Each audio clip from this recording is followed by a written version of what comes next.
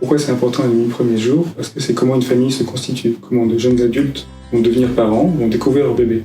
Comment ce bébé va aussi manifester, lui, ses propres besoins, par ses différentes attitudes, sa façon de les regarder, sa façon de s'agripper, de pleurer. Comment les parents pourront répondre pour le rassurer et le réconforter. Ça, c'est ce qu'on appelle la construction du lien d'attachement.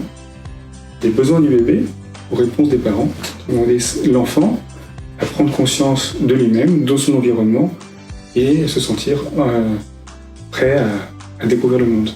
Et ce qui est important, c'est que les 1000 premiers jours, ça commence en fait très tôt. C'est pas à la naissance de l'enfant.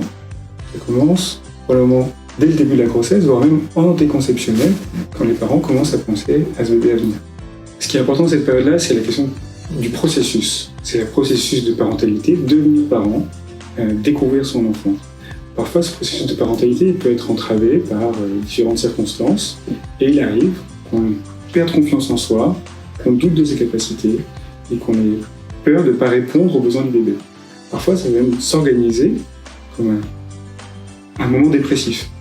Et le message de santé publique qui me paraît crucial, c'est que les dépressions en période périnatale existent. Ça peut être même assez fréquent, puisqu'on décrit que c'est 10 à 15% des femmes et presque 10% des hommes.